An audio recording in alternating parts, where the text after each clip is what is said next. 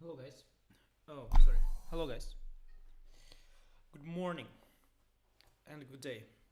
Maybe good evening. Maybe even good night. Today, the second day of the World Championship match.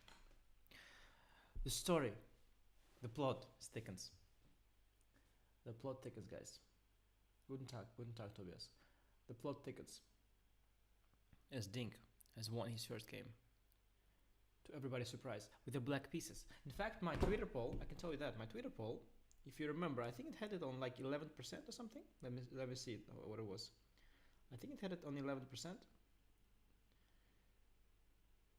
Yeah, it had it on 11% yesterday that Ding would win. So it was a shocker to everybody. People must have been actually making some good money betting against their friends on Ding's winning with black in the first round. But now we're here. A lot of great recaps. Sound is a bit low. Yeah. A lot of great recaps were made. I don't really like recaps where people just go over the moves without adding much value. Unfortunately, such also are there. But there are some really good ones also. I'm yet to see Fabiano's recap, by the way. I'm curious to see Fabi's recap. I have seen also Magnus, part of Magnus' recap I've seen already. It came out very late, but it was very, very interesting. He was very critical of Gukesh's play. And yeah, well, of course, understandably so. He had also an interesting understanding of the opening of the French. He had a very flexible understanding. I watched also even Kramnik's recap. Kramnik was very rough on the opening. Kramnik thought white was much better. Which should also be my instinct, I think. But Carlsen was right that position was very resourceful for black throughout. And yeah, no, really good stuff. Really good stuff. Today, what do we expect? Ding, in general, he was playing always the Catalan, developing the bishop to g2. And then he started playing a lot of English, also developing the bishop to g2. Sometimes they transpose to each other. And then last World Championship match he started varying with some sidelines like the London, some sort of the Cole, some sort of the no-name opening with d4 c3. The Reti, of course, as well, part of that whole family of things. He's played e4 as well, but never in a World Championship match or candidates. I think if e4 would come from Ding, it would be in a situation where he is where he needs to take more risks because he probably doesn't feel comfortable playing it. I think today he will try to resort to his comfort zone. So I expect either the Catalan or even 1c4. Probably Catalan being the most obvious thing, but doesn't mean it will happen. The good thing is we'll find out. We will find out. Let me watch. Indeed, let me watch the broadcast because they start in 3 minutes. Game 2 stream. Yeah, I'm gonna look at the game 2 stream. Let's see. Yeah, the players are there. The players have arrived. They're there. In suits, sitting, Maurice is giving a speech. They have, I believe they have, yeah, I think they have swapped the chairs. So they're swapping sides. The board always stays white on the left for the viewer, black on the right. They've swapped the chairs. It makes sense. So not always everyone is on one side. It makes sense. You switch, like in football. After each half, you switch.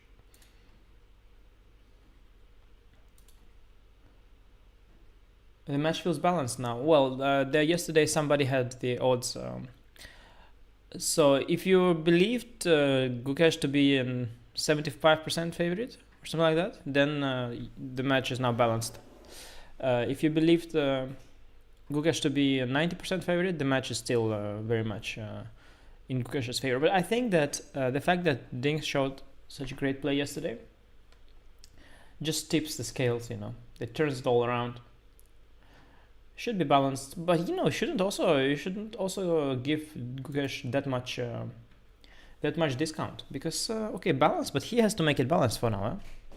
The match itself, of course, he was a favorite going in, but the game one was a dominant show by Ding. Though at the same time, if you look at the previous World Championship match, there Nepo started dominating and then it flipped. Also, the moment you are leading in the match, it can turn the psychological tables for sure, because you turn defensive very often. It's so understandable. You start defending your lead.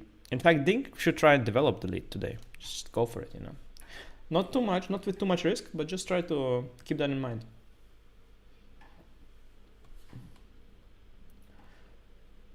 Keep that in mind.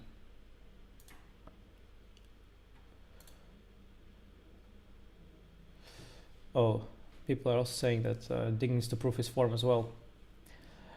Well, yeah.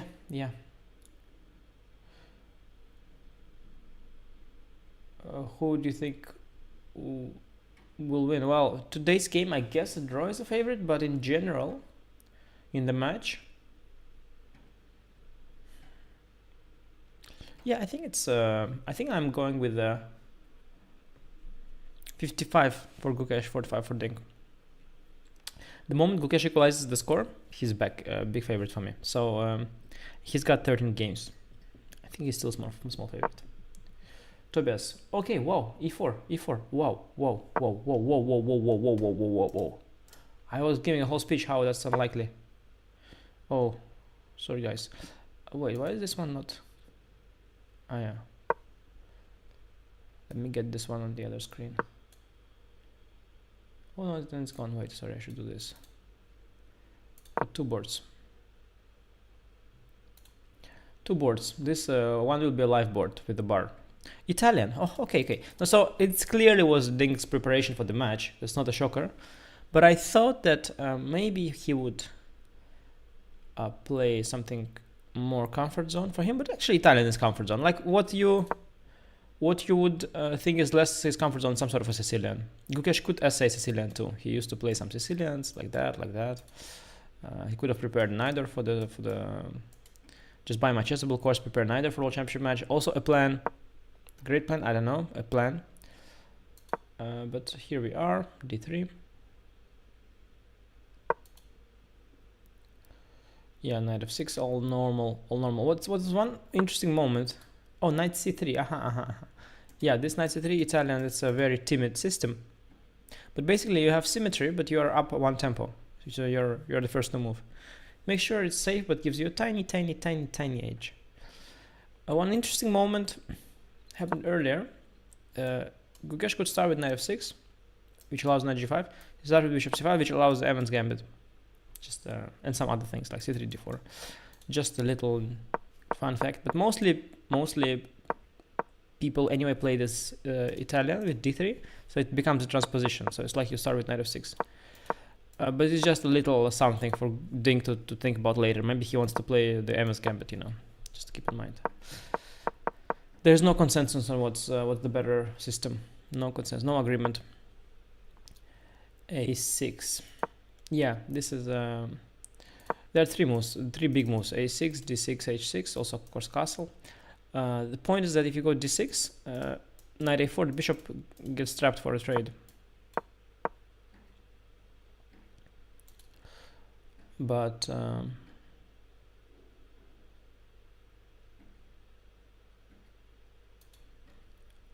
that's why you go a6 first sometimes, so the bishop can escape. Only next move you go d6. So he played a4. Oh, Rapport played it against me with white. I had a game with Rapport. The game with Rapport in the Singfield Cup. Rapport played it with white. That's where it comes from. Richie.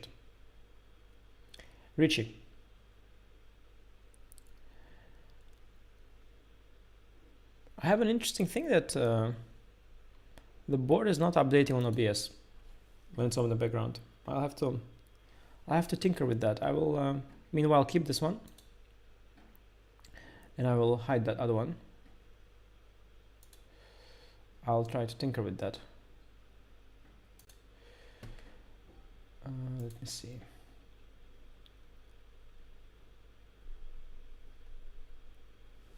No plug of the stream on Twitter. Yeah, I should say. Damn live.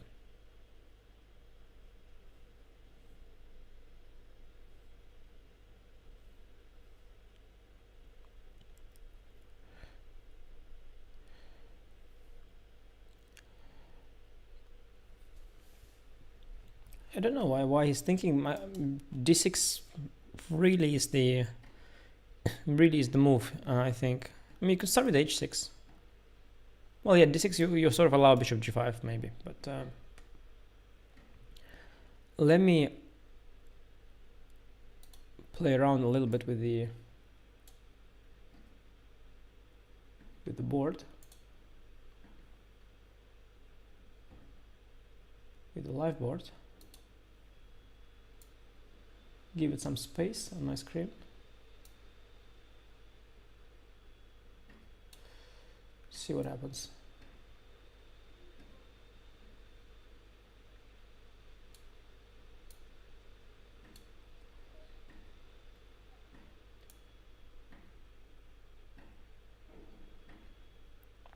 Gukesh thinking, yeah, this is a very timid, by the way, very timid start to the game. I can tell you that. It's a very timid system, very calm, very quiet, but it has potential to slowly explode. There were games like, actually Ding lost in this kind of slow fashion with white to Pragnananda in Vike. Gukesh beat Vidit in candidates in this slow kind of fashion. So it has the defense so loud. Yeah, my fans are very loud. What can you do? These are the fans, the chess fans, very loud.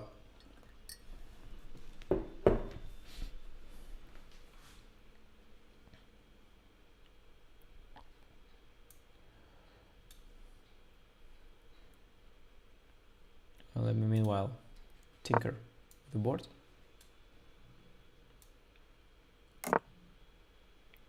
Yeah, of course, d6 played, castle of course played. Okay, now we're gonna work on the board, okay? We're going to work on the board.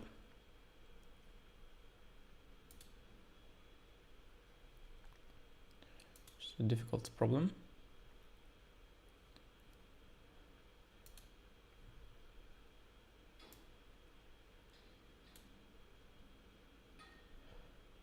It requires solutions.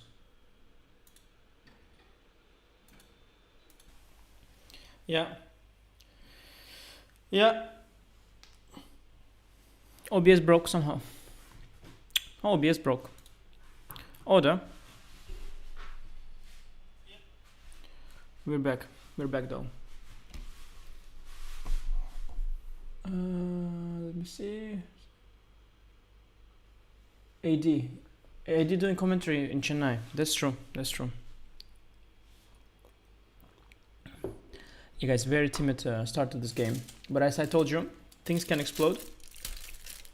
This time Vidit lost with white to somehow I remember only white losses. Vidit lost with white to Gukesh in a slow position like that. Caruana lost to Carlson in Norway chess slow position like that. Ding lost to Prague in slow position like that. That being said, position is yeah, okay. So the ideas white has, I can tell you. So one is to finally bring this knight across to g3. That's what the rapport did against me. Usually it goes via d2. They also go via e2. Sometimes they also go knight d5 to go c3. Protect this d4 square. Yeah, I was going to say bishop g5, but h6 stops that. Bishop e3 is a very common idea in these positions. You just allow the doubling of these pawns, open the file, and play on the file. Play for the initiative. Everything working?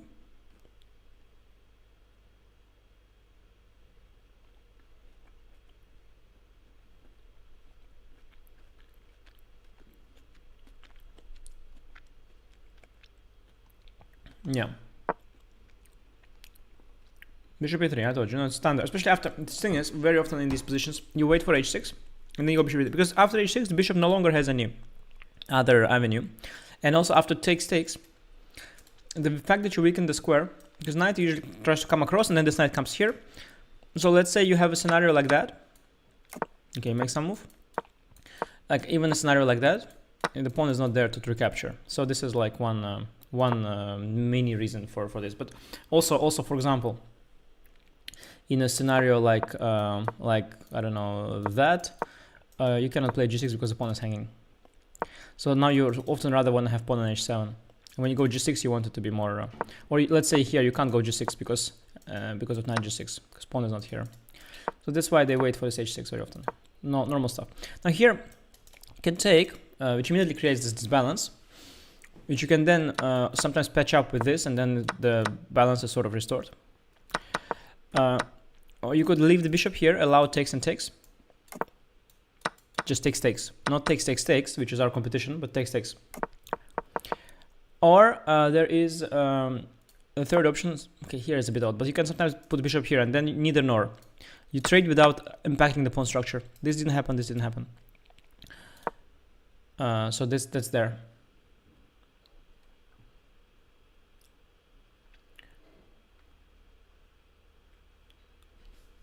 Fabi said French is one of the best openings against e4 at the moment.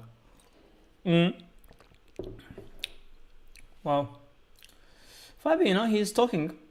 Bishop e6, a5 happened. Fabi is talking a lot, but playing he doesn't play any of that himself.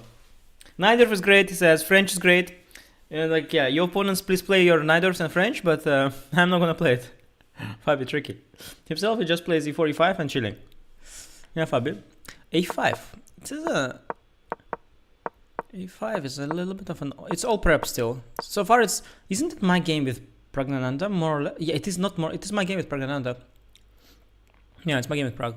Yeah, it's my game with Prague. So you allow the doubling of everything, and the point is that actually one point is that black hasn't castled here. So you sometimes see black castling long, and then going for g5, g4. I've seen games like that.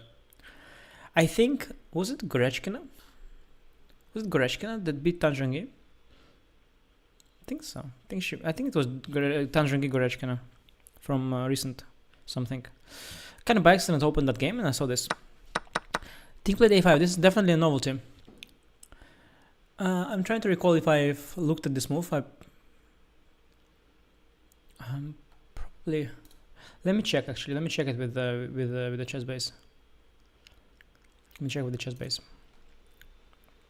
Difficult for me because I have only 2 screens, so I can't check on 3 screens. 3 screens would be nice. One for broadcast, one for chat, and one for chess base. But I only have 2 screens, so it's difficult. Let me see. Let's see, 6, bishop c4. Yeah, I'm gonna input all this. First of all, I'm gonna check if this is my game with Prague, just to be sure. Pretty sure this is my game with Prague, by the way. Pretty sure, but not 100%. Pragnanda Giri. h6, bishop e3, bishop e6. Yeah, it's my game with Prague. Yeah, no, my memory doesn't falter me. Yeah, a5 is a new move. Well, let me check if the engine is suggesting it.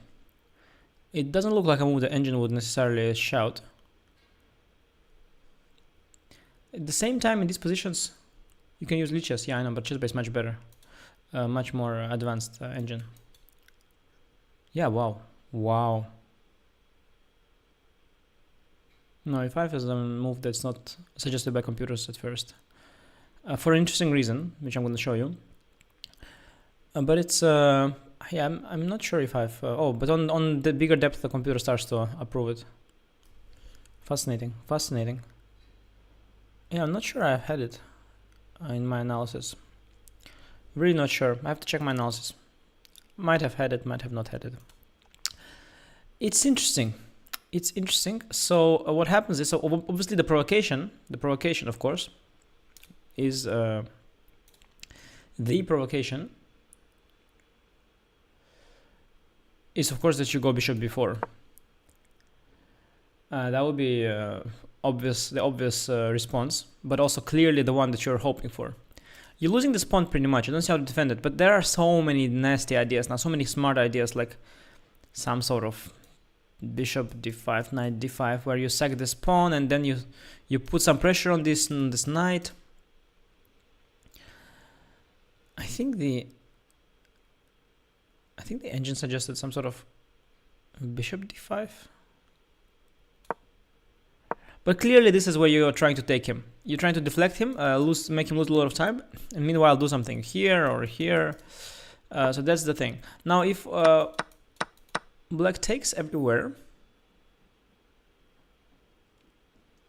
This pawn is interesting here because you have created this potential. And let's say knight coming to d5. If you imagine you put a knight on d5, you take with the pawn, and then you've got this a5, b4, c4, d5 pawns. It is this famous bathtub formation, which is advantageous for white. It's a pawn structure thing. Like if you've got this bathtub versus this bathtub, it's sometimes advantageous. It's weird pawn structure thing. So often what you see black in these positions doing is going like a6, a5 when pawn is here, to try and control all these dark squares, all these diamonds. This juicer diamond, as Hikaru calls it. It's not. By the way, diamond formation is not a thing in chess. It's not a thing. Hikaru made it up. It doesn't exist. Sometimes he just says things like I have this triangle thing here, or sometimes he makes some sort of a diamond thing. Says yes, I have here a diamond. It's just not a thing. He just makes stuff up. It doesn't exist. But this is an interesting strategic move. Like it's like in Go. I don't play Go, but it's like you put the stone somewhere there. You put a stone there, and then like, and everybody's like, oh, and you are like, yeah, 100 moves later, the stone that I placed here, it will play a role. At the same time, if you castle, now, I remember I was talking about this position, the Stanjongi game was castling long, so you've already committed to short castle. So this is also a thing. In these structures, actually, funny things happen sometimes, this knight, so it doesn't go here very often anymore because the square is already protected. It goes via b1 to d2 to c4. Kind of fancy maneuver. Knight on c4 applies pressure here, defends this pawn, applies pressure on this square potentially, and if you need to guard from knight d4, you can play c3. So interesting things, and also knight on d2 reinforces this knight. Like for example, if eventually this would happen, okay, let's just for argument's sake, then the knight already defends this knight, and you don't have to run, but you can just sort of trade like that. Here also you could just go here and kick the knight back. So all of these considerations, guys, all of these considerations are there, and this a little ghost stone was placed on a5. Gukesh is thinking because bishop, of course, Gukesh, he is of course principled boy. Bishop b4 is very, very principled, and this is the reason why the engine doesn't say a5 at first, because the engine thinks you're losing a pawn. But when it goes deeper, it starts seeing things. Let me in fact turn on here the compy just to see what things it starts seeing. Knight d5, bishop a5, d4. For example, yeah, I also mentioned knight h4. Yeah, knight h4 also I mentioned. D4, yeah, very much so. Why not? You're applying pressure in the center here. You've got this square formation here in the center, which is not a thing. It's not a thing in chess, a square formation. But center is a thing in chess. All while this is there. I think somebody made a move. Yeah, I was going to go there. You could also do this here. And this is a lot more interesting. So knight d5. Now bishop a5 is actually knight h4, finally. This move I mentioned. Finally, it's actually there. And light square bishop have been traded, so nobody is guarding the square. And the fact that you want this pawn is really not relevant. Now your knight is tied to the bishop. You smoke here. But there is knight e4, which is what computer first says is the way to go. On some bigger depth, computer goes queen d3. Go knight c5, computer goes queen f5, and says that actually maybe white is better here. Now let's see if Gukesh dares bishop b4. You can just take here, frankly. Yeah, this position I told you about. You have this potential for this bathtub thing, but maybe you just play on this wing. Queen e1. Queen e1 you always need knight h4, knight e4. This is hanging. You need to go queen e1. Let's see, big moment for Gukesh. Bishop b4 or bishop e3. I think if you're out of book, you don't go bishop b4 here. It's insane. It would be insanely brave to do that. Brave, reckless. So brave that it actually borders stupidity. I think Gukesh is a solid man. Just take on e3 and play this.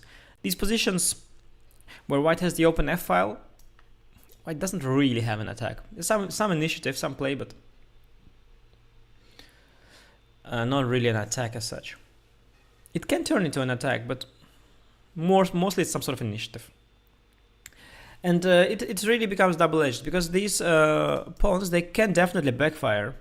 Open file could lead to something good, but it could also lead to nothing. And especially as you keep trading pieces, if you get to trade with black. If you trade queens, for example, already it's a question if black is not better. Well, not yet, but potentially. But this is very nice, I have to say, also in the end games, to have this ghost stone here, to have it placed there. I kind of like it. Because yes, black, you really want this pawn to be on a5, and you want to control all these nice dark squares. You know. Oh, one moment. I have some. I hear something.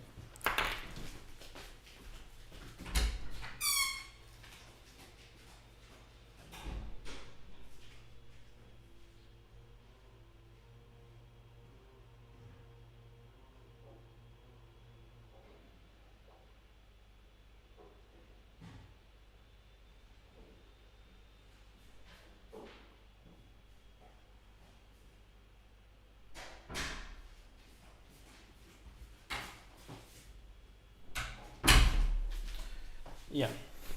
No, I'm back. Yeah, I heard something. Whew. Let me see how's Gukesh looking. What's he gonna play now? He's gonna capture. Yeah, he's thinking. Very difficult, big decision. Big decision. Big decision. Reckless to go for bishop before knight d5, knight d4. Absolutely reckless. I think he's mostly considering to take or castle. I think that's what he's considering. Actually, why not castle? Why not just castle, actually? I don't immediately see why not. I mean, there's definitely not a big reason not to. Might be some subtle reason. I don't see it. You guys see it? Do you guys see why not? I think he'll just castle, actually. I don't see it.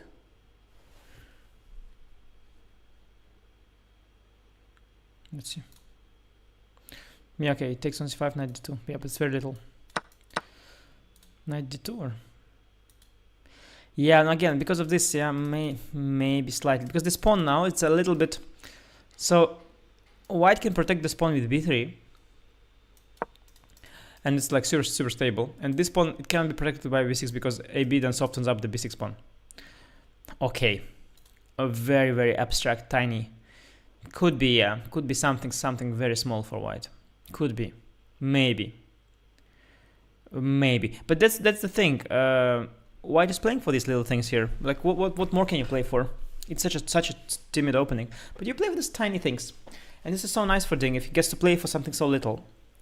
He's already up by a point. He doesn't want much. Draw is also okay. Gukesh castles. Allowing this bishop c5 dc. And Ding knows all of this, by the way. He has prepared all of this, I think. It doesn't have to be a draw yet, no, guys. It doesn't have to be a draw. It does not have to be a draw.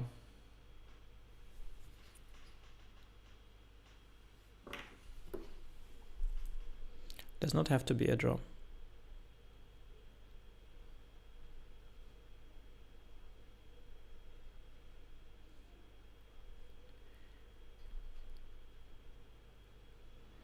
Does not have to be a draw.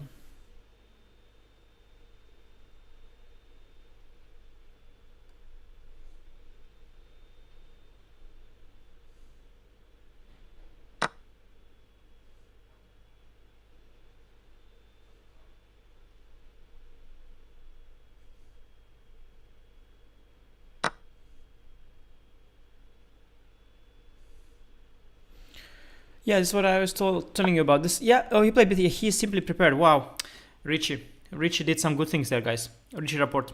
I played with Richie. So when I played with Richie this line with black, he was not that deep there at the time, and I think I took him out of book somewhere earlier, and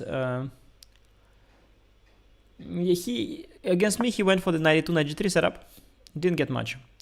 I equalized very smoothly, and I was very comfortable. But he kept looking at this line. He likes this line, Richie. It's a very easy line to prepare. Many people like it. You know who else likes it? My Dutch friend Jordan van Forest. And he even recommended it to Magnus in their... you could see it even on the video. He recommended it to Magnus in the World Championship match against Nepo. In case Nepo would play the knight c6. And Nepo played the Petrov finally here. But he recommended the system. It's a what you're basically trying to get is you want a symmetry where you have something very small, which the opponent doesn't have. Here it's this pawn on a5. It's this pawn on a5.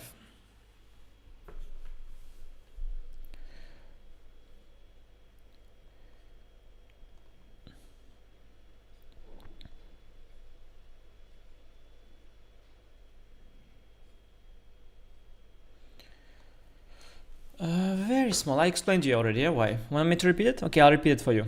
So you see, white has this very nice formation. It's called the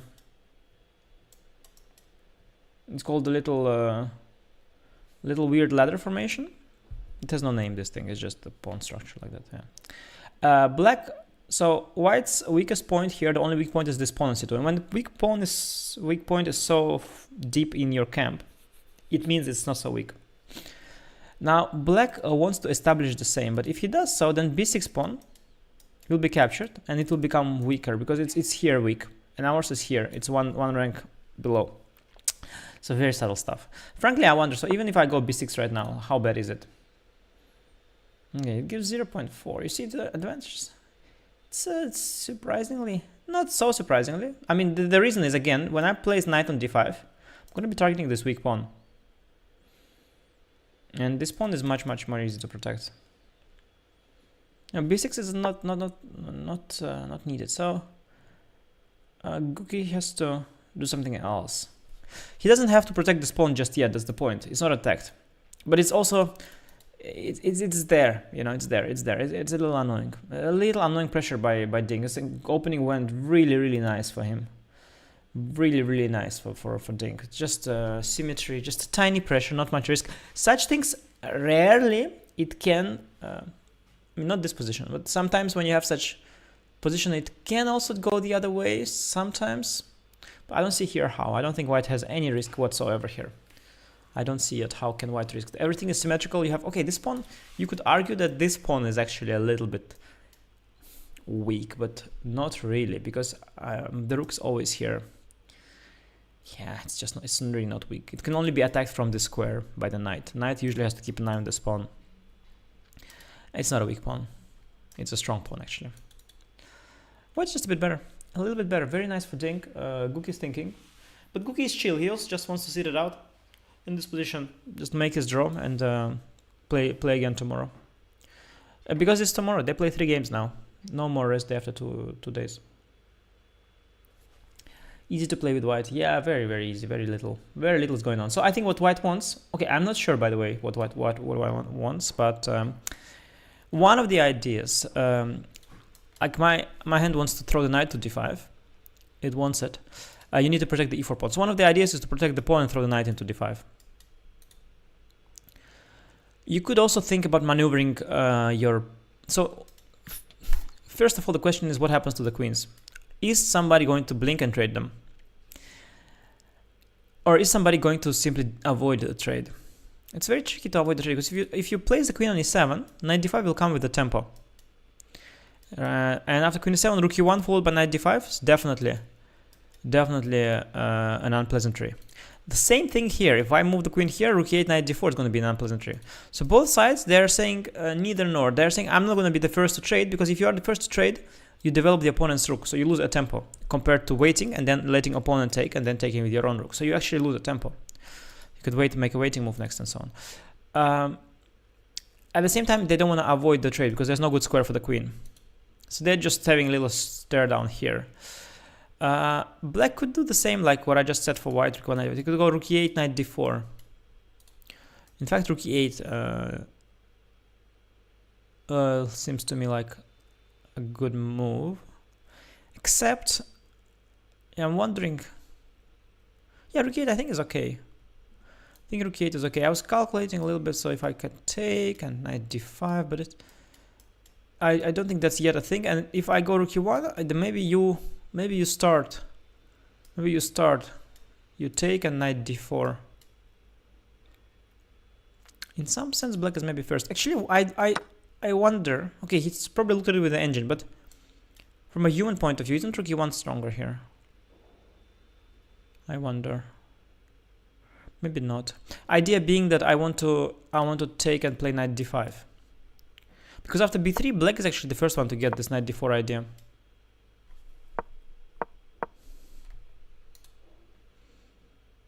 Oh, very nice, but did you see that when you make your own move, the board turns different color? It shows you that it's not a live board anymore. Very cool. Yeah, rook e8. Rook e8. Let's think, what if rook e8? What if rook e8?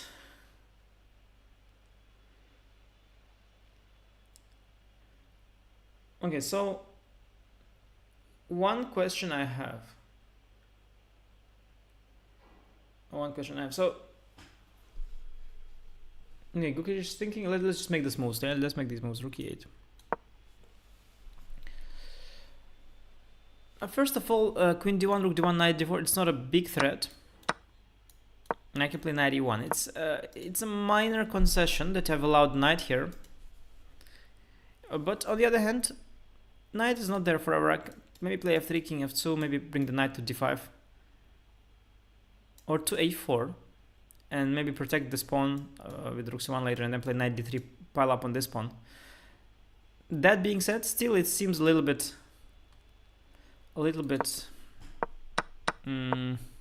timid.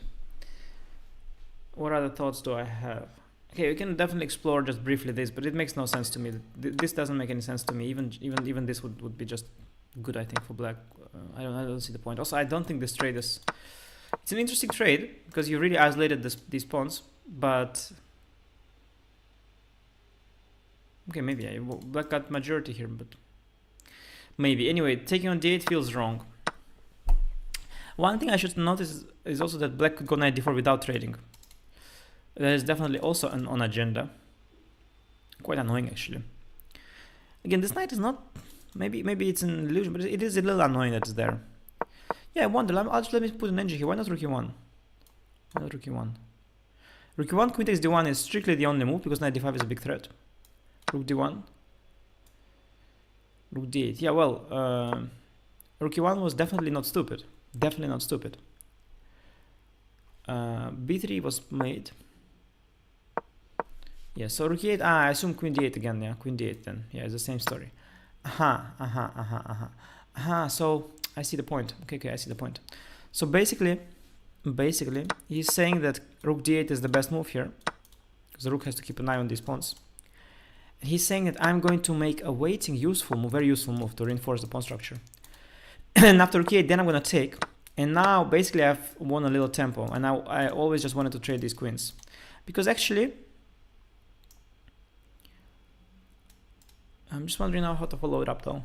Because, okay, this rook e1, knight d5 idea is there. But I should beware. If rook e1, maybe knight d4 and knight c2. I should beware here. So how am I going to beware here? Some weird move, rook to c1, protecting this one. I'm not sure it makes sense. Somebody says great commentary. Wow, thank you. Take d8 and then knight e1, f3, rook f2, knight d5. Okay. Knight e1 directly, not even waiting for knight d4. F3, rook f2. Okay, that's nice. I had some similar position with the rook on d1. Yeah, I've had this f3 king f2 thing, but I like a rook on f2 because it protects this pawn. Well, there is of course some. So let's say there are. Okay, let's make some random moves. There is of course this tactic. So it's not that stable what you're trying to do here. Maybe then you want rook d2, king f2. Maybe, okay, maybe, yeah, very subtle. You think knight e1, yeah? Is the idea of preparing knight d5, is it really so hopeless, yeah? So the problem is that I want to protect this pawn. I can't do this with this rook because this pawn will then be exposed. And I don't want to do it with this rook either because I want this rook on e1. I wish my king was on b2 or something. I wish my king was protecting this pawn and my rook would be on e1 and I would go knight d5 because I want rook e1, knight d5. I think that's the most ambitious plan. Knight e1, okay, you can do this, yes, but let's see what the engine is saying here. Knight e1, yeah, it says. Okay, let's go knight d4, f3. h5, I made quite a good move by accident. Just made some move for demonstration purpose. You go h4 maybe. Yeah, it's okay, this is neutral. He goes rook to d6. He goes rook to f2. Yeah, this king f1 rook d2 that I said, by the way, is the plan. Yeah. Yeah, it's number is nice. What can I say? Number is nice. How bad is just b6 once again? Quite interesting, yeah. Like that, when you have this position, the fact that you have the weakness on b6 and I have it on c2, it is quite significant according to the engine. I mean, it's significant in a sense. It could be saying 0.10. It's saying 0.50. I understand, because when eventually when my knight lands on d5, yeah, it's going to be much harder to protect this pawn. And also, the moment this pawn falls, it all falls apart. Everything falls apart. And the moment my c2 pawn falls, only c2 pawn falls. So it's definitely a thing. Yeah, it's definitely a thing. I can understand that, but not obvious. Not obvious without the engine. Not obvious. Not obvious. He took himself. Well, the differences between who takes first were very, very subtle. Very, very subtle. In fact, the engine prefers what he did also, to take on d1. Guys, it's so subtle. So very subtle. Rook a d8. Okay. Yeah, he reserves this. Okay, I understand. He reserves the e8 square for this rook. He reserves the future on e8 to support knight d4. I understand. The instinct was to go here, honestly, because you feel that this rook needs to protect these pawns somehow in case of eventual b6. But actually, the engine also slightly prefers rook d8. But actually, rook a d8 is very logical. And now this knight. Oh, but knight e1. Knight e1 is very deep. I don't think. So the point 91 is a very strange move. So you allow taking, and then knight d3, even have knight d7, and then knight d5. Okay, of course I assume that c6 is. C6 leaves. Let me just try to find for fun. C6, the punishment here. Not obvious, by the way, that there's. Of course, this knight is now left in terrible, terrible shape. So.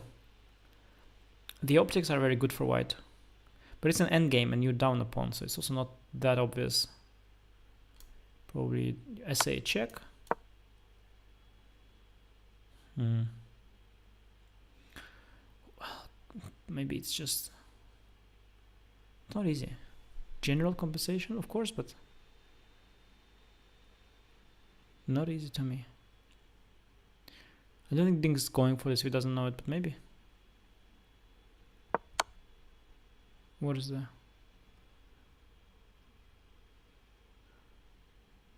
It's very difficult line. No, 91 difficult move, guys. Let's see what else. So Ding seeing that this is it's not a threat right now because e5 pawn is hanging. So what does black want? Well, black doesn't have to want anything, first of all.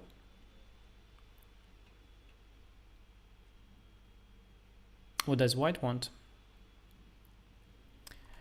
Yeah, 91 f3 was an idea. Now, if you don't like taking, you could try take first, but then you give up also on the d file. It could really backfire here. Rook d2. Now, if you try to insist, I mean, you should really not insist here. Maybe it's already too late, actually, because no, you can't give up the file. You can make a move like king f1. Neutral move. The point is that if you take now, and this is hanging for now, and then f4 after rook e8.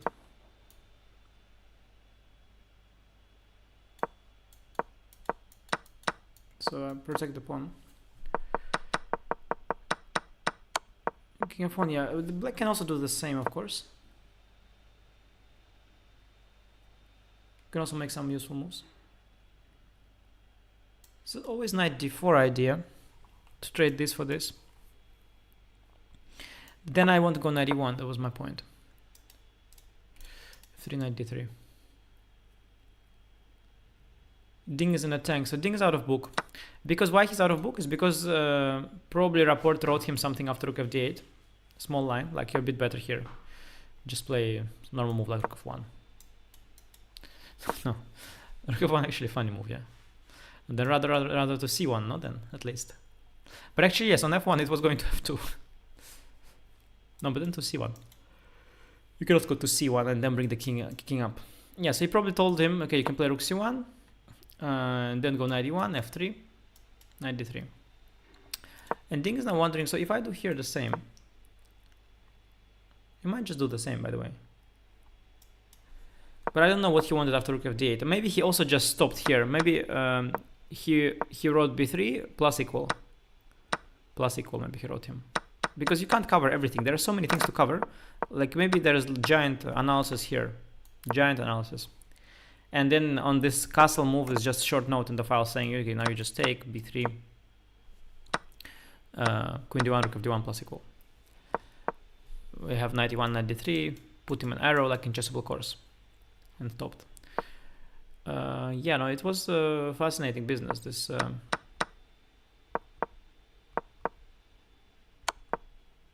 yeah, I saw knight b2. I was just shy to suggest it. Knight b2. I thought even. Ah, okay. I see. Oh, actually, this is a big bummer.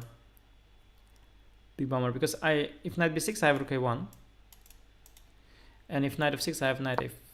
Well, knight f4, rook e8. Well, I have rook a1. Well, this is just very deep. b6, f3. Okay, knight a4 maybe just.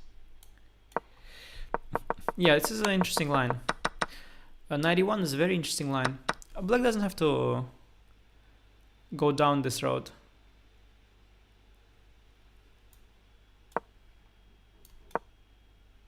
You can also just play normal like that. We spoke about this, that white's a bit better in this. Apparently white's a bit better in this. But cannot be much. Cannot be too much. Yeah, I don't know, 91 is difficult. Yeah. 95, 94. Yeah, Max, we saw this. We saw that the computer is on a big depth. The computer starts liking white here. We saw this, yeah. And then you mentioned a few more moves. 96, queen g4. Yeah. We saw this, yeah. Not obvious, by the way. To me, bishop c5 even. Of course, a little bit like the queen is a little bit lacking air, but computer knows better these things, and no wonder Gukesh didn't take this challenge. It's a crazy challenge to take. h5 also a move. I wouldn't rush bishop c5 without being pushed, although it is being a little bit targeted. h5 maybe. Yeah, anyway, all of that is very interesting, but of course not gonna happen, and it didn't happen. We have this position. Ding's thinking, he knows it's supposed to be a little bit better, but he also knows that, okay, can't be much. No, Ding is not concerned, Ding is happy. Draw is okay for him. Draw is okay for him. Max in the house. But of course, he psychologically, this kind of game really suits him, and he really wants to extract the most out of it, because Gukesh, he must be feeling a little impatient now. He doesn't even really want the draw. I mean, he thinks he wants it, but inside he doesn't want it, and he definitely doesn't want to fight for it, because he's like, hey, I'm already down. Why would I fight for a draw? Why to be miserable? I'm a great warrior. I'm here to make nation proud and all that, and I have to fight for a draw, being already down in the match. So it's a very unpleasant situation for Gukesh, and you have to try and exploit these situations. Cannot let him off the hook here. Try and put pressure and make sure that you have a game for 2 results where only you can win. And when you have an opponent who is down on the score, he's likely to play it worse than if he was up on the score.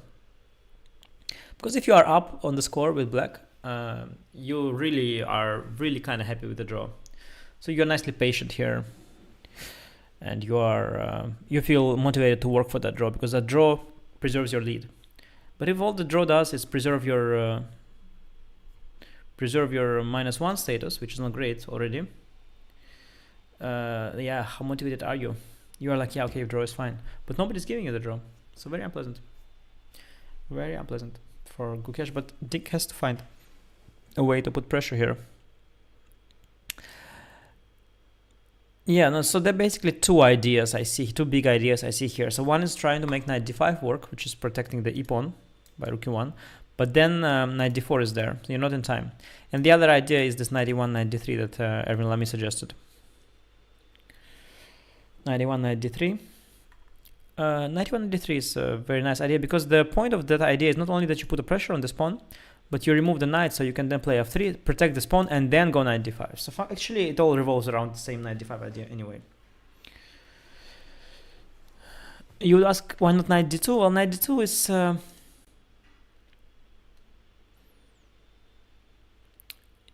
it's possible too. It doesn't protect the c2 pawn. Possible too. In fact, if I had the time for knight f1, knight e3, I think it wouldn't be so stupid at all.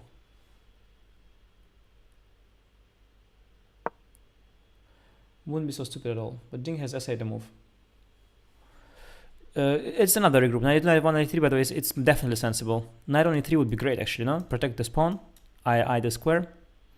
Would be great on e3. But I don't know if white is in time, because it's a knight d4, targets this pawn, no reason to protect it. Knight on e1 already protects it. That's the difference. The move has been essayed. Rook dc1. Now I know why he made this move, and that is because it was the first engine move after rook fd8. This was his prep. This is his file. This is still his file. And he thought now a bit, what's the difference? He didn't see a big difference, and he went rook dc1 anyway. Understandable, because he did not see, as I told you, this was not obvious to me. He did not see this. This business doesn't look clear. It looks not clear. What was it? 97, knight b2, yeah? Okay, I mean, I definitely understand why it works, but it's not a given that it works. And Ding did not see the need to calculate all of this, just played rook dc1, which was the plan.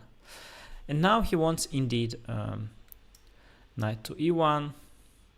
Just one question I have. Let's say I make a neutral move, like rook e8. Do I not want rook d2 here? That's a question I have. Do I not want rook d2? White can smoke it out with knight b1, but actually maybe knight b1, yeah, simply. Then f3. On e2, the rook is definitely asking to be trapped, although it is a question whether it is trapped. It's definitely a question, but maybe it is. Maybe it is. Because okay, you want to go rook e4, so I have to go f3 if I want to win. I want to play king f1 if knight d4. Okay, the rook is very close to be trapped, so I don't. Plus white always has, okay, white doesn't have a draw here, but he goes king f1 because rook e1 was a threat. Yeah, I don't know if white has a immediate threat, but also black is maybe a little nervous here about the rook in general. Yeah, so I think c3 might be a, no, c3 rook takes e1 at the very least. Yeah, interesting, huh? Maybe knight c3 simply back. Yeah, very shaky for black, but also some very shaky for black. But it's something I would wonder about. It's something I would definitely wonder about. Can I shut the door? If I shut the door, maybe knight d4 is there. Can take here though. Yeah, complications, you see, complications ensue. A lot of ideas. Knight g4 is an idea. Well, these positions you have to be very, very precise in calculation here with both sides. Very precise. But basically, I think this rook d2 idea is there. I think it's there. I don't know. I think it's there. After knight e1.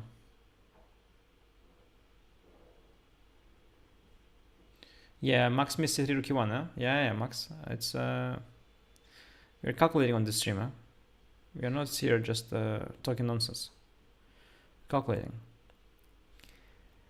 White does not have to rush knight e1, but king f1 maybe is the, yeah, king f1 first. So rook e8, king f1. This I can do to avoid all of this nonsense. And then if you make one more move, let's say knight d4 or g6, let's say you make a neutral one, I play knight d1. Now rook d2 is, now at the least I can play knight b1, there's no rook e2, you move, I can play f3. I'm not sure I have achieved much or anything at all, but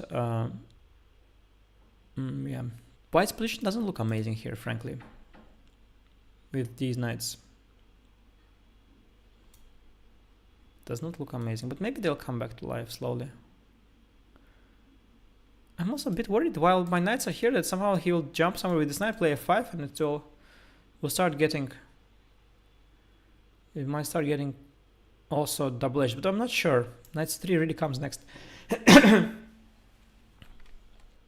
Like, let's say this, I'm not sure this could counter, like if you give white this, then white is just doing great again. Yeah, I don't know. I think also knight on d4 might be all right. I think this knight has to go somewhere. It doesn't have to, but it's the only way for black to somehow up the pressure, yeah, up the activity of their pieces. Because what else are you gonna do? Knight on d4 is already the active one. The f6 knight has to somehow go somewhere. But if it goes, knight d5 comes. Yeah, so that's why white is maybe a little bit nicer. Black doesn't have a clear idea here.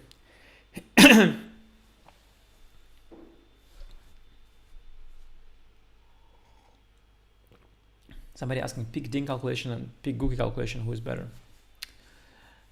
I think Ding's calculation is, I think the calculation is more, I suspect that it's more accurate.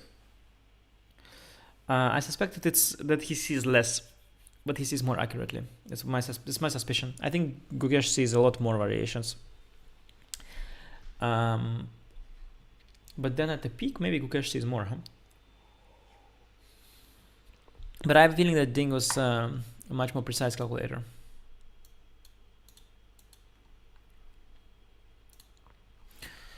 We're here. Rook f8 is the move you play in blitz, let's say, yeah.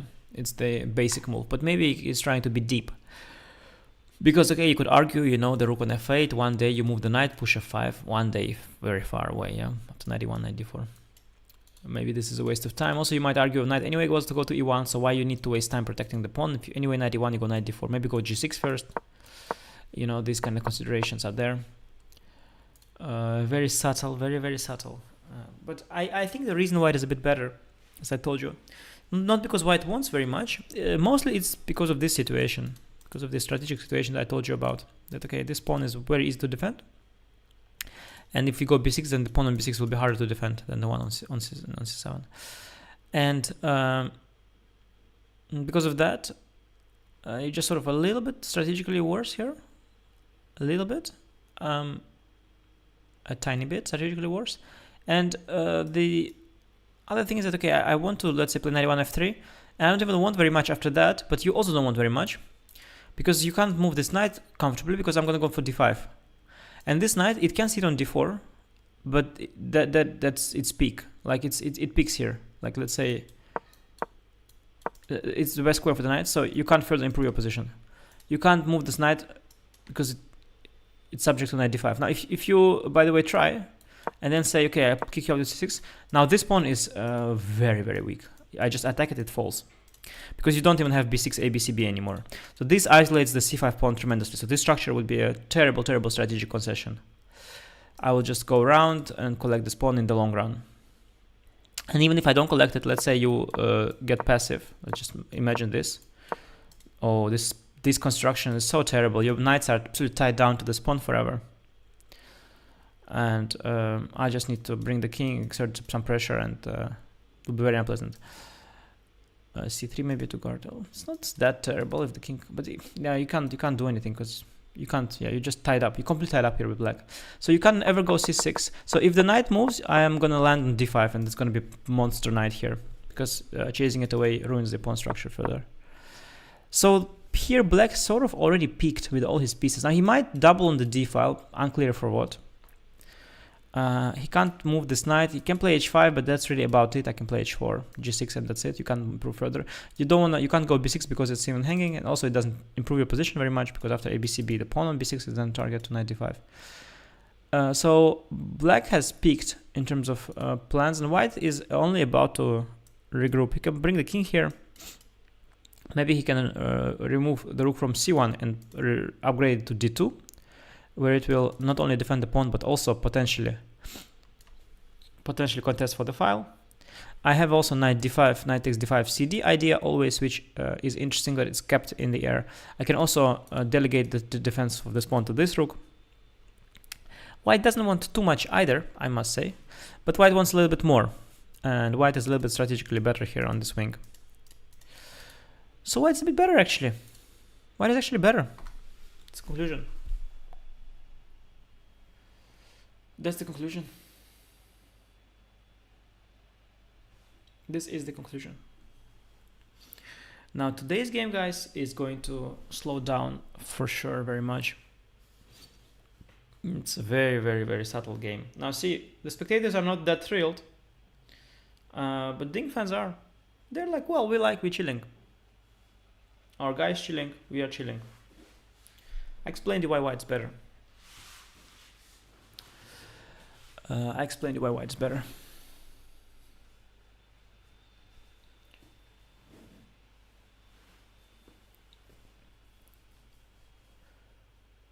Now Raditsky mentioned knight d5, b5.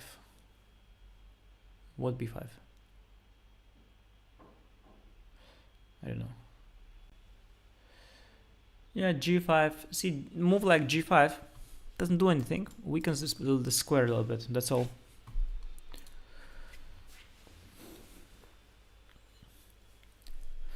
The thing is, it's a symmetrical position, so both sides. Black can also try the same knight e8, f6. You know, it's not about the knight maneuvers, guys.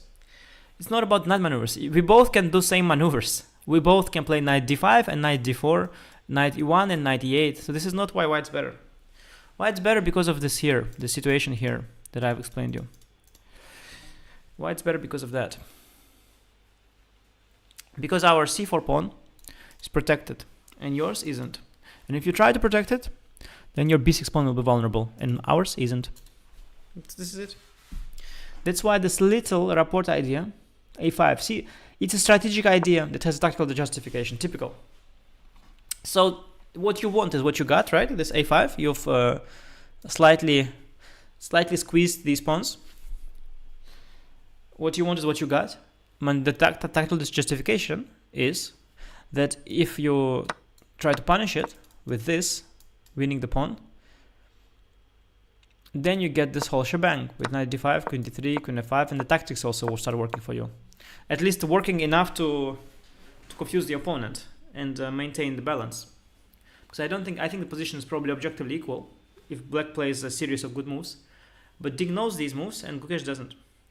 So this is a genius idea of rapport. See, it has a strategic purpose. It's like you're placing that stone in Go. I don't play Go, I don't know the rules, yeah. But I just think it's like that. This is what I imagine Go is like.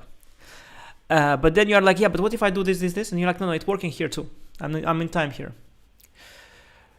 So it's one of those great strategic ideas that have tactical justifications. It's just complicated. Isn't it beautiful, guys? Isn't it beautiful? Yes, somebody asked if Knight was not Magnus intention versus Nepo. Yeah, I think so. I think so, because I think that well, let's even say you don't have any insight from Team Magnus and you haven't worked with his trainers. Let's just say you don't, but just looking at the facts, Jordan played this line. He played this line against me even in the Dutch. I faced this a lot, by the way. I played this against Prague. I faced this against Rapport. I faced this against Jordan multiple times in the Dutch Championship also. In both the classical, we had the match, classical portion ended with 2 draws. He played against me there, and in the blitz portion, which after a tremendous fight I managed to somehow pull off. There he played against me too. So I faced this a lot. Now, so Jordan played it a bunch, not only against me. And there is also a video of Team Carlson, some nice promo video they made, where Carlson is looking at this, they're simply looking at the position on the board, and it's this position. And they released it after the match, so they weren't hiding it. Carlsen also played it actually against Vidit in Vaikanzai. Vidit played a good game, but then at some point Carlsen got a winning advantage, and then Carlsen, I think he did not convert it, right? That time. I think he didn't convert it, no. Or maybe I mix up, because he had 2 games with Vidit. He had one in Classical and one in online Rapid. Anyway, Carlsen has played it, yeah. It's a very timid system. The problem with the system is that, okay, it's total symmetry. Total symmetry. But if you are able to then create a little asymmetry, like here, then you got something small. What if knight b4 instead of knight d4, and you can use the rook to go to d2? It's a very, very, very sensible thought. Probably a reasonably strong player asked this. A reasonably strong chess fan asked this. Well, the thing with the knight on b4, I just don't like it in general. It has only one purpose, which is a noble purpose, but on d4, it's in the center, it's eyeing a bunch of squares, can reroute itself to e6. Knight on b4 can only go back here. So in general, I don't like that knight on b4. Just in general. I think that's it, actually. I don't think I need to say more. But you do have that. Yeah, I mean, you do maybe have rook d2 here. Maybe you have that. I can kick you out again. I can also kick you out, frankly, you see. But yeah, you do have some advantages here. That your rook overlooks the d file, so I can't reroute this rook, and you control the a2 square too. It's not entirely pointless. I'll give you that. But it just feels a little wrong because knight, it has sort of no other future than going back. Let's see if computer likes it. Let's see if computer likes this move knight b4. It doesn't hate it. Also because you can come back. But this line, by the way, that I just made, yeah, it's not terrible. I mean, you can always come back. But I think white has succeeded a little more than black in the last few moves.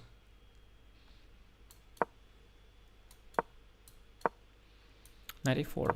You see, this is a thing, important thing. Yeah. Now I contest the d file. And you know why? It's because of the thing I explained to you. If black had pawns on a5, b6, it all would be, or no a pawns. Imagine we would have no a pawns, you would have b6, and that would be it. You'd be very comfortable. If you had pawn on b6 and we had no a pawns, I would just go back and we would just shake hands. But because of this pawns, because of the strategic situation I explained earlier, of course in some lines this pawn's going to be hanging. It's just how it works. Strategy. Strategy meets tactics. So this is just life.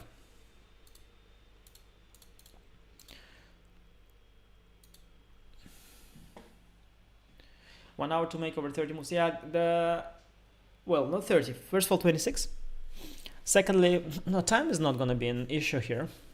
I mean, it can be an issue in that at some point you get a slight trouble, and you need to be very precise to solve these problems, and then you don't have enough time. You won't be blundering a rook, but you might give in to small positional concessions. From my own games against Gukesh, I don't think that he loves these things, but he's matured a lot, so, and the position is not that hard to understand. But it's the problem for black is that it's very hard to solve this because your problem is not concrete, it's strategic. It also makes it very hard to solve. Like basically, if you had a clear problem, let's say I would be threatening knight d5. Okay, you understand, now you're threatening knight d5, how do I stop it? But I'm not threatening anything. I'm just, you cannot resolve, black cannot resolve the problems because their problems are barely there. But the ones that are there, the tiny ones, they're unresolvable. You have to play with these problems. Just play and play the game and bear these, just bear it. It's like just keep going through life with this, what's the word? You know, this thing sometimes you have from wood in your finger. I don't know this word actually. Let me check in ChatGPT. I know it in Russian. In Russian it's called zanoza. Zanoza. I think I must have heard it in English, but I don't know. Let's see what it's called. Splinter. Yeah, I've heard this. Ah, it can also figuratively mean someone who is annoying or a pain in the neck. Yeah, they use the word pain in the neck more. Expression in English, they use pain in the neck. They don't use the expression splinter. They don't talk about splinter.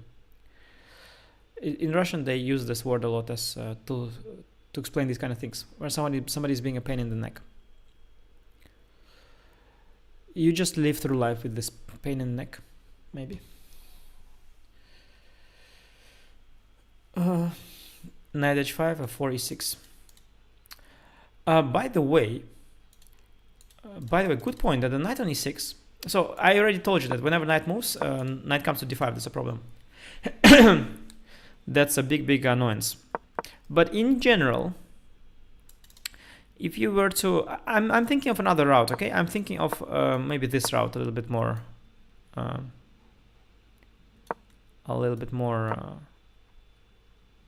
Certain. Okay, wait, knight is already a problem. If I were in time, yeah. If you were, let me think how to do it. Maybe knight h7. I think I am sort of in time with black. No, knight e1, knight g5, knight d3, knight e6. Yeah. So if I were in time to bring the knight here, well, obviously white's better now. This knight's very pretty. It can't be chased away because of the strategic thing I told you about earlier. So like what I told you about earlier, let's just make it happen,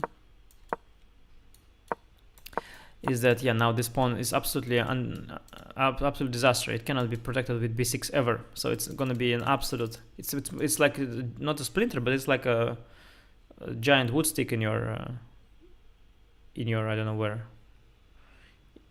because it cannot fit in the finger, you know. It's not a splinter, it's like a giant issue that you can't live with that simply. So the knight is very powerful here, but this knight on e6 is really, in some sense, it's very good. It's very good, yeah, but the fact that I have a knight on d5 makes it bad. But the knight is very good here. I give you that. It protects this pawn and protects this pawn. It is a tremendous knight. It's a tremendous, and also it doesn't anymore take up the f6 square, so I can use it to protect this pawn. So to be honest, it's very nice. Protects everything. Protects everything, but yeah, this one has to go somewhere. So like something like that would be kind of, whatever you do though, this knight is there, and trading it is not an option as well.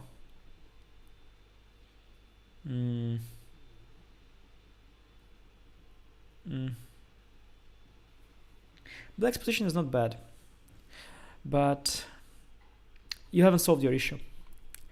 You've sort of replaced one issue with the other. You've replaced the issue of having this pawn weak. Now it's now firmly protected. Let's even, for argument's sake, I'll even give you, okay, I'll make some random move. I'll even give you knight here. So now you've firmly protected this pawn. But now the issue is the knight on d5. It's very annoying, and we cannot kick it out, because if you kick it out, then this pawn is just sort of isolated. Because now you can still go b6 and take with the c pawn and reinforce it. This doesn't solve your pawn structure problems fully, but at least it's, yeah, it at least, I wouldn't even say improves it, but it's at least decent, this pawn structure. But this pawn structure is indecent. So yeah, knight to e6 is a very sensible idea, and definitely Gukesh should be thinking about it, but it doesn't solve the problems. I don't think there's anything that can solve the problem. I'm not sure there is a problem. In fact, so if you can't solve that problem, maybe just improve a bit your, I don't know, the king side a little bit, chill a little bit. Just defend. How bad can it be? How bad can it be?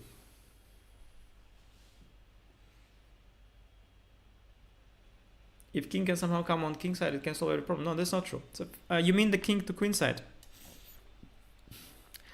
Well, so what I think, to be honest, the desire to solve the problem here, the desire is to go b6, but it's not happening at all, because if you wanted to go b6, you would have kept this rook on a8. Now you forget b6. b6 doesn't solve the problem, creates another problem, but at least it feels like some sort of progress. Knight before king f1 b5? Oh, is that's what Dania suggests? What? No, sorry, where? Knight before king 1 b5, where? Epic actually. You mean rook e8 probably? No, but knight before is this not hanging or? Not really, you think? Yeah, maybe some counterplay there. Yeah. No, but to be honest, nobody's gonna ever play knight before here. This is kind of hanging. Yeah, kind of or not. Here, yeah. Yeah, if you lose c2 pawn, by the way, the b3 pawn will be weak. So, okay, let's say knight before. Let's say knight before. Yeah, knight before. Okay, knight knight e1. We said rook d2. So we said king f1. b5. You mean here? No, but it can't be, no. I mean everything is fault. You know, that makes no sense. cb, knight b5, knight e5. I don't know. No, b5 makes sense. b6 maybe. No, but how you gonna play with the pawn hanging all the time? Really? It's very annoying, no? Yeah, no. cb, b9. Yeah, b5 is it's insane. I mean, this idea. Okay, I haven't seen it at all, but I don't think anybody will come up with it. It's just crazy. Placing knight on b4 is okay by in itself. Maybe then b6, but also as we mentioned, b6, a, b, c, b doesn't fully solve your issues, by the way. But he has committed. I mean, he is committed to not doing that. He could have gone rook fd8 for all these things, and then he could do this knight before b6 things, or even direct b6, which wouldn't solve the problem fully, but it would. Yeah, to me, like the hand was going the f hand was going to d8 because of this b6. I have this desire to keep b6 in my b6 in mind because I feel it brings black a little bit closer to solving the problem. I think a little bit closer, very slightly closer. Oof, yeah, he is in a tank. He is in a tank.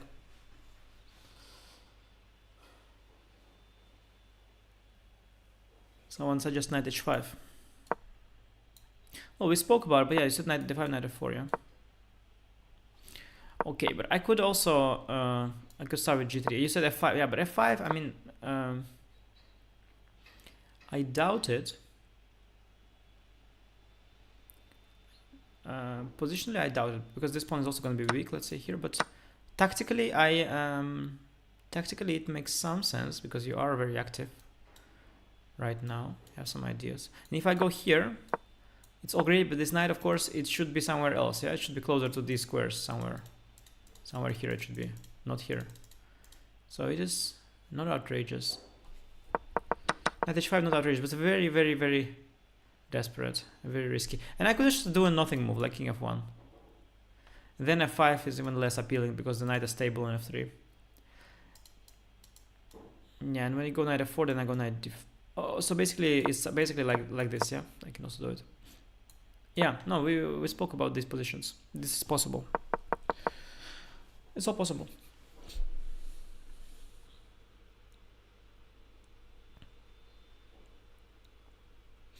It's possible.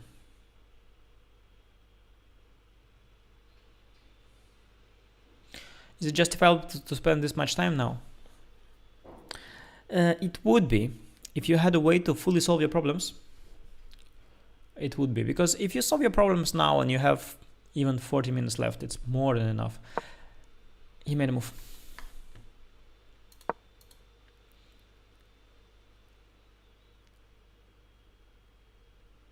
'94, yeah, no, 94. I think just 91. Yeah, 95 doesn't work, right? 95 doesn't work, right? Rook e8. 4 looks very shaky for white. Yeah, the problem is that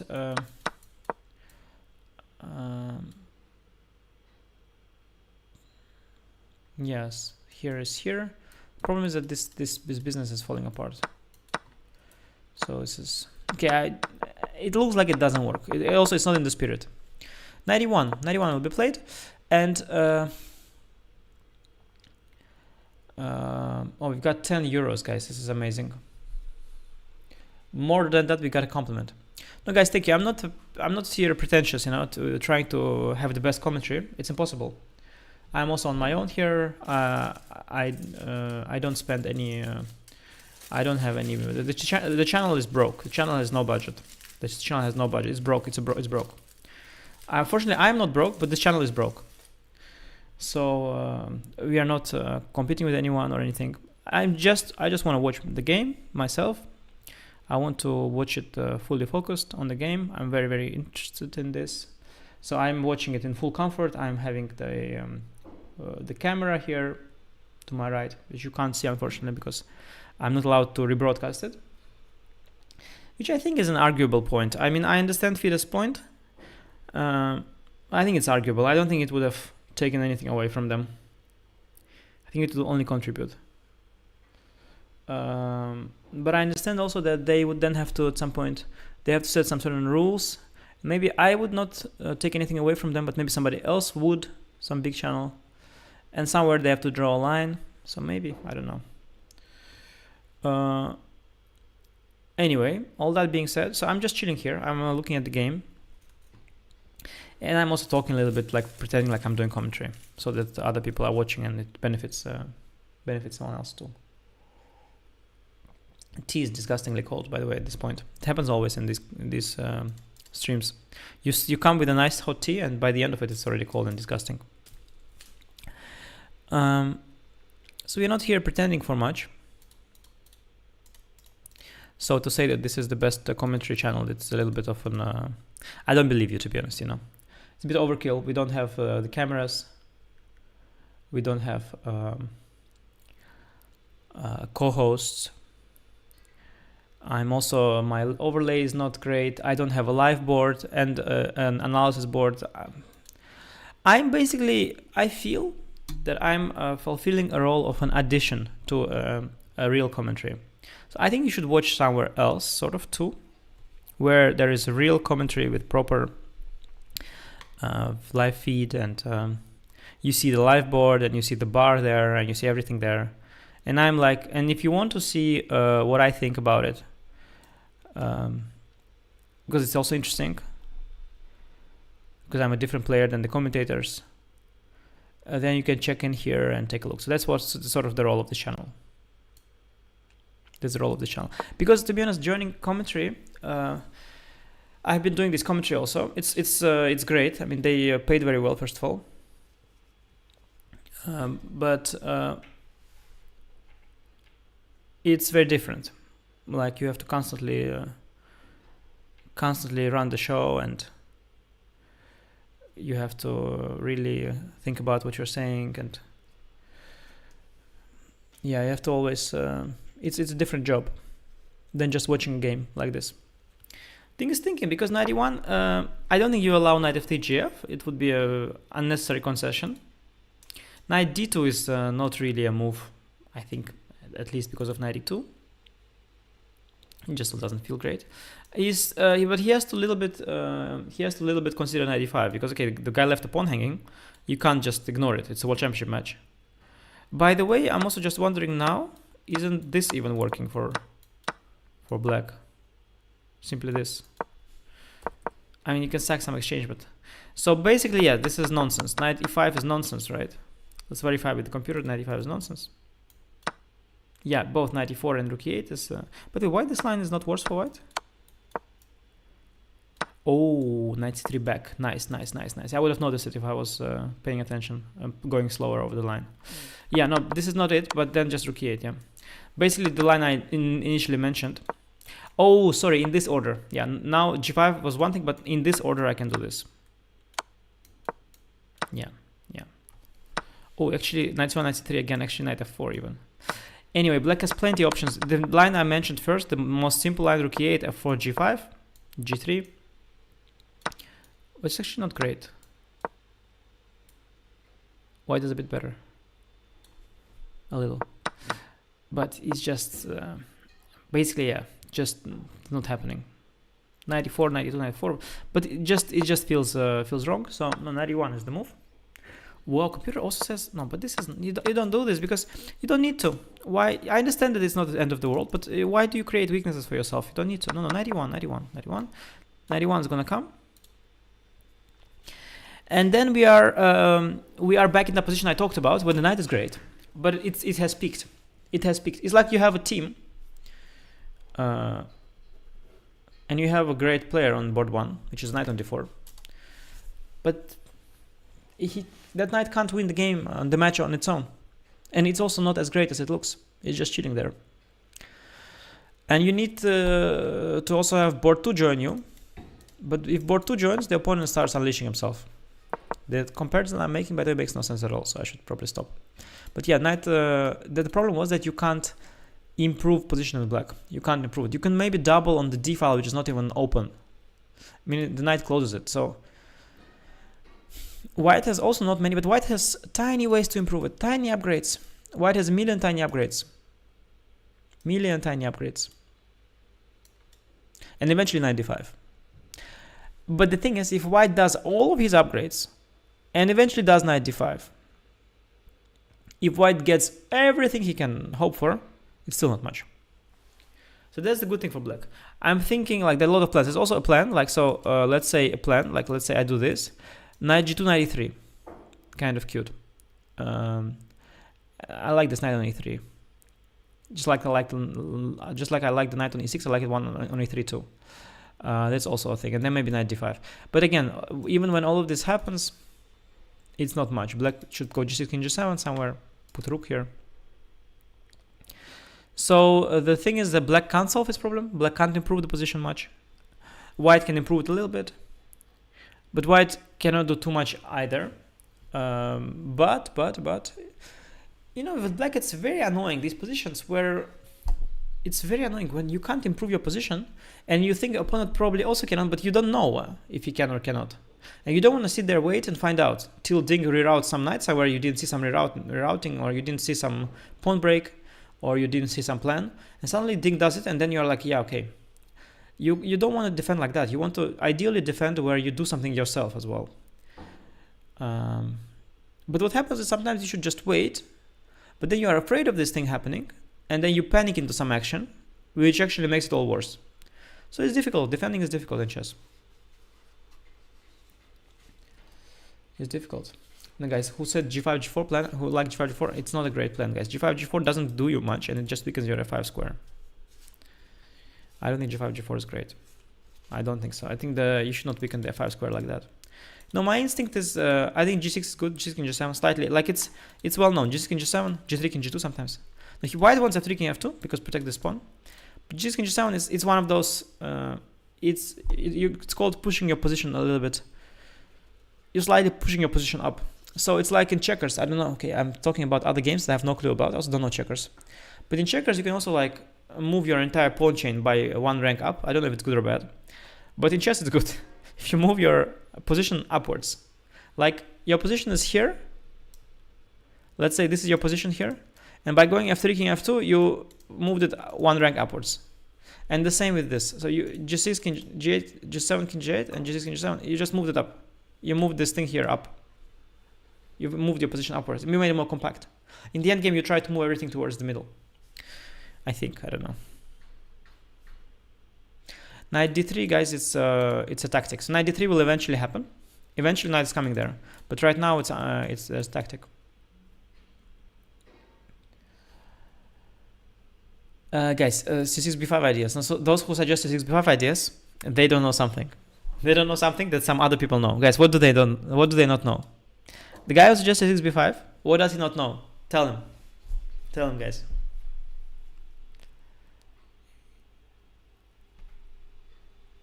What's wrong with c6 b5?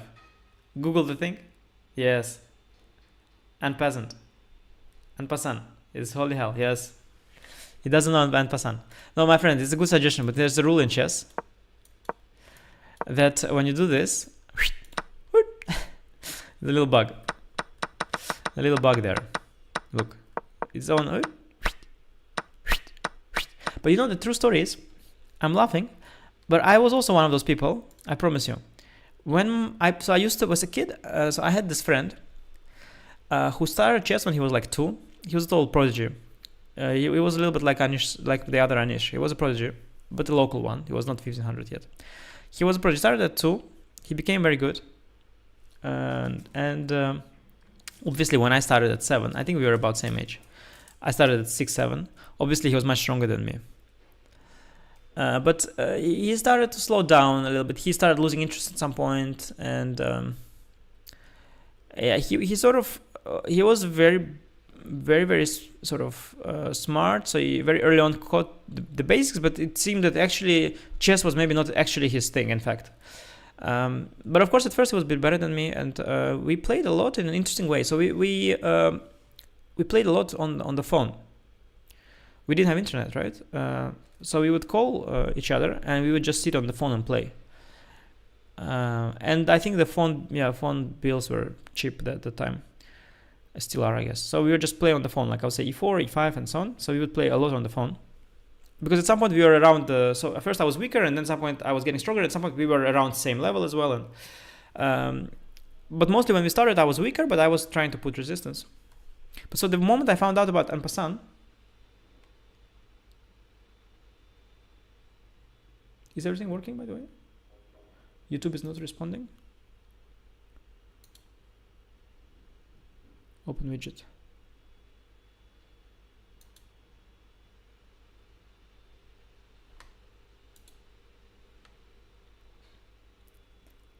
Does everything works? Yeah.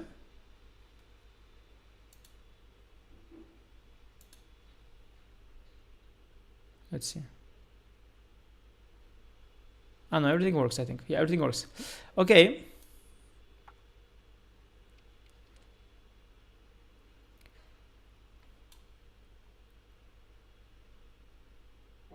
Okay, all good.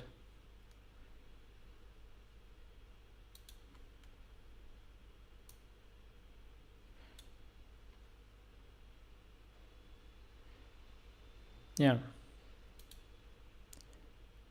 Yeah, no, so I'll continue. So anyway, nothing's happening here. I already talked about this pawn structure for 2 hours, so I'll just continue the story. So I was playing on the phone with the guy. 91, of course, played, yeah. And if you wanted to see what I say about the position, just go back a bit, and I spoke about this position extensively. So on multiple occasions also. So we're playing on the phone, and so first I was learning a lot from him. We played a lot, and my first experience with this en passant rule, this one. It's somebody he told me on the phone, like, okay, I'm taking your pawn. I'm like, sorry, bro. He's like, no, I'm going from a5 to b6. I'm taking it. I'm like, no, I said b5. So yeah, I know, but I'm going from a5, taking your pawn on b6. And I'm like, what the hell? Like, yeah, it's a rule like that. And I'm like, no, you're just inventing some stuff. You blundered this whole thing. So just admit it, and you play the next game. He's like, no, I'm going to take your pawn on b6. And I'm like, no, look, we played this for over a few days already. I know how this game works. This is not how it works, you know? And he's like, no, it's a real rule. You can ask the coach. It's a thing. And I was like, how can that be a rule? We already been over this a long time. I've learned chess a long time ago. I know how pawns move. I know how they capture. This is just not how it works. You're just losing now. So you're making up some stuff which is not true. Finally, I had to look it up. And to my shock, absolute shock, there was a rule. It made no sense at all. I was going around the house. I was telling my mom, like, Mom, this is insane what I learned today. There's this, did you know this rule? There's this rule. It makes no sense. But the guy is taking the pawn through the pawn like that, which is not even there. And this was my encounter. I was genuinely shocked. Genuinely shocked. So now I'm never bullying anyone who doesn't know en passant. I don't bully them. I understand them. I understand. I'm not judging. I played rook d6. Yeah, rook d6 is a good move. It doesn't change much, but as I mentioned, you want to double. This is a small improvement of your position. The last small improvement you can do, and after that you have to. Okay, the G can just say small improvement, and after that you have to see: do you actually move the knight, allow knight d5, or do you not? That's the real question. Yeah, you go f3, let's say, a rook here. You go king here. You go. Wow, today I'm cashing in like mad, by the way. I'm getting somehow the Australian people also supporting. It's great, yeah. The channel is suddenly turning into a cash machine, simply. Yeah, thanks guys. It's really not, yeah, it's not even close to how much Chess.com is paying. So it's all good. It's all good. It's not really done for money, this channel. This channel is a venture that is, although I have to say this channel, don't underestimate it. It's not making money on its own, but it's there, you know. It's there. It's very good. This channel is very good. It's serving its purpose. It's serving its purpose, this channel, with its 200,000 subscribers. It's you know, it's there. This channel, not to be underestimated. Who do you think will win? Well, I think the droids. Oh, by the way, let's do this finally. There is this. Let me check it. There is this website. Okay, let me make sure it's live. King f1. He played King f1. Yeah, to be honest, also King on f2. There were some tactics that I slightly didn't like. So somewhere, I'll just show the point. I imagined a certain scenario. Okay, not realistic, but somewhere this tactic is there. And maybe King on f1 is nicer. I don't know. But I would have started with f3. I think. I don't know why I started King f1. I don't know. Maybe there is. I think it doesn't matter much. Also, it doesn't matter much. Doesn't matter much. f3 definitely much more natural. Definitely. But sometimes when you think so long in a classical game, you get some weird thoughts and you start going very deep. It's for fun. Let's check if computer prefers one to the other. Computer actually Rook cb1. So weird. Okay, let's see f3. Yeah. I was about to actually this. Sorry. I mean this. Yeah, this was actually a small. Actually, this g5, g4 idea of the guy that I was constantly hating on, actually it's decent. Because the pawn is already on f3, so it's target. I guess starting with g5 is... oh, it is also decent. Yeah, when I was talking about it, about the square, I kind of saw that, yeah, if you go g4 and somewhere gf, you take my f4 square too, but somehow I didn't... Somehow I was dismissive of this. Okay, it's not a bad plan, nice. Yeah, king f1, let's see how that... Yeah, king f1 is also there. It's all similar. Yeah, g5, g4 actually good. It's funny. I was hating on it. No, but okay, it's in general in Italians like that, in this pawn structure like this, to go g5 is outrageous very often. But here it's somehow not. But it's very rare that it's not. I don't think it. Oh, he played g6. I tell you, g5 is just not. It's just not a healthy instinct. So yeah, what I was going to check. There's this website on. I think it's some kind of LC0 website where they're analyzing where they're seeing, wait, where is it? Let's see. LC0 World Championship match. All right, Gukesh. Yeah, live analysis. So they have some kind of live analysis where they're taking into account players' rating and time, and they give probability of results. So this is like the best eval bar you can have so far, sort of, or at least I don't know if it's better than. Okay, it could be sometimes that you add more complexity and it gets worse, but in any case, it's the most sophisticated eval bar we have so far, which is manual, which is not manual, which is automatic. So that manual bar gives a draw probability 67%, white win 19%, black win and 14%. What slightly surprises me, actually, is that black's win probability is so high. Like, I'm okay with the draw being most likely by far, but black having, like, white having 18%, 19, and black having 13%? Why would that be the case? Like, I would estimate it at, like, okay, I give, let's say, I would say, like, okay, white 20%, black 5%, draw 75%. Surprised with how much it's giving. But okay, you know, maybe sometimes something goes up and gets murky, and maybe, I don't know, knight is active. Who knows? Yeah, I have to say that, okay, if we look at the position in a more primitive way, okay, black is active. And knight on d4, okay, if ever the rook gets active somewhere, I don't know how, but this knight joins somewhere, okay, of course black could also take over initiative, maybe somewhere. But if white is accurate, it's not gonna happen. It's giving Ding a much lower rating than Gukesh. Okay. Oh, adjusted by elo rating and clock. Yeah, of course, yeah. This tool, by the way, is great, but it's great for like open tournaments coverage. It's not great for this match. I mean, players are like, you just have two same players, and within the match, especially after the first game, they're more or less equal now. So it's a great tool if you have like a game between a 2400 and like Magnus Carlsen, and Magnus has blundered a pawn, and you are like the real eval bar saying that Magnus is losing, but that eval bar would be actually saying that, okay, Magnus has more time and more rating, so actually Magnus is still a favorite to win the game despite he blundered the pawn. So it's for that mostly. Here you can't see the full, and also in this game the clock is not so relevant, not yet at least.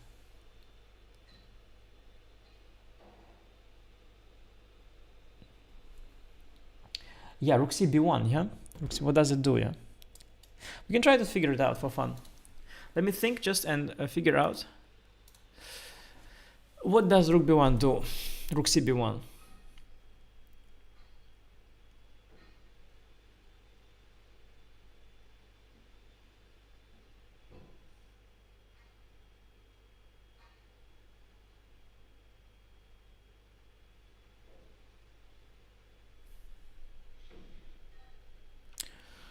Well, I suspect it is going to B2 or what?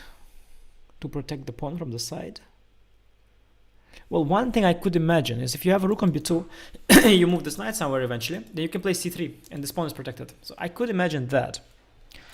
But it's just, yeah, it's just extreme. Like I think this rook d1, rook d2, I think is this is the normal regroup. Because you think you still, this is the only open file, and maybe it's not relevant, but at the back of your mind, you somehow want to contest it a little bit, that open file. So a rook c b1, I mean, yeah. Or let's say you want f3, knight a4, c3, b4 type things, maybe. Because this, yeah, maybe, but it's just not how I would treat it. I don't think it would occur to me. No, to me this would occur. This would occur. And this, I would place the king on f2 though, because I also like this knight to e3 maybe thing, but I don't know if it was really good. It's questionable. It's very subtle, very questionable.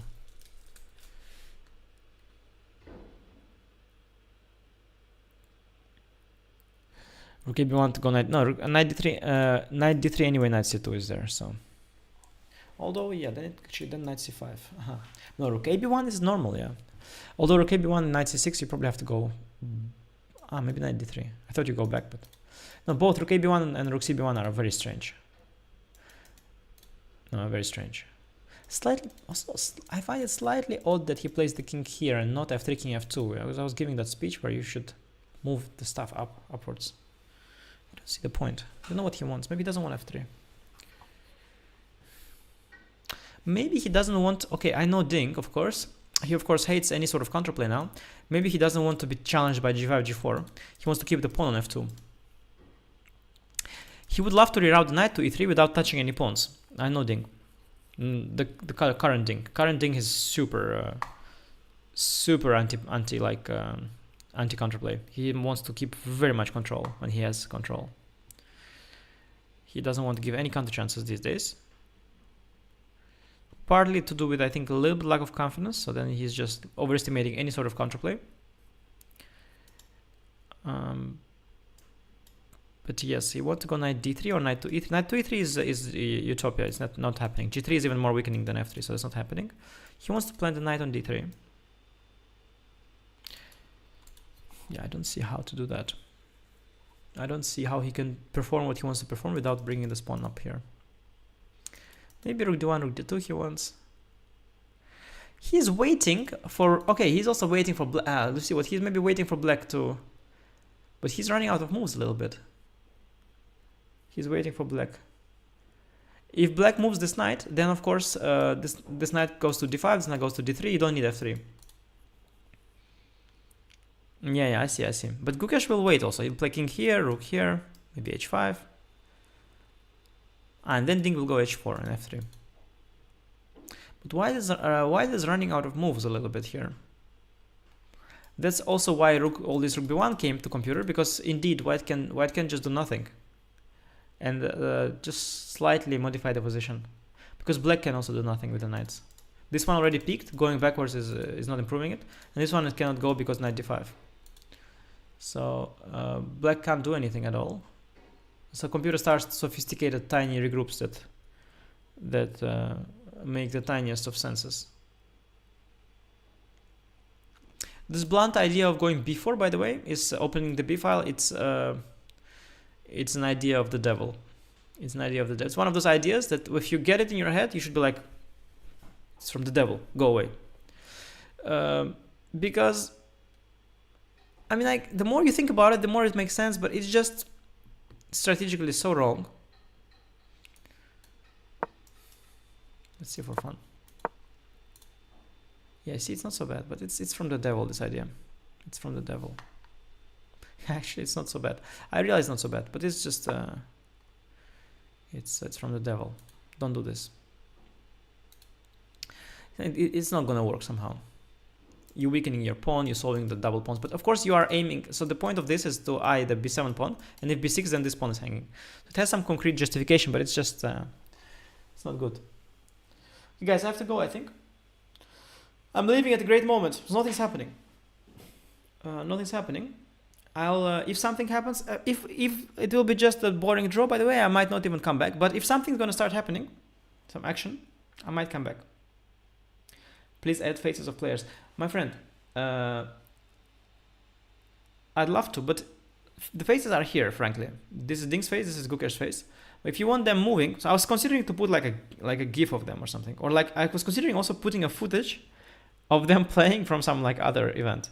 Or I was thinking maybe AI can generate me such video. But anyway, live broadcast is you cannot use it actually these days in chess. So FIDE is they own the rights to broadcast, and they've decided to, which is sensible, and other sports they do too. They're not giving these rights. Yeah, they're like they're pretending that they're like cool, like football. You know, like we have rights of the camera. We are cool. You are your TV channel, yeah, okay, you want to buy it? They're like that. It just makes sense. I mean, you have to pretend that you're cool. I also do this. Pretend that I'm cool. Put on glasses, you know, walking around like, yeah, cool. You have to pretend, because if you don't pretend you're cool, nobody will think you're cool. Nobody is actually cool, they'll pretend. Like, who is actually cool, like for real? You think it's back then, they all have these cool glasses, they have the jackets. They all pretend. Somebody says I should become next challenger. Oh, I'm trying so hard, my friend. I'm trying so hard. Nobody is cool by himself. So it's normal.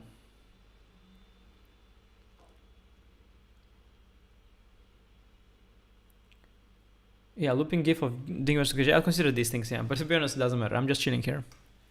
Okay, guys, you should also be chilling. If you want to do something, if you need to do some work, now's the moment, really. You're not missing much. Nothing's happening. We already talked about why it's a bit better, but just nothing's really happening. If something will be happening, I'll tune in. If not, then not. So see you soon.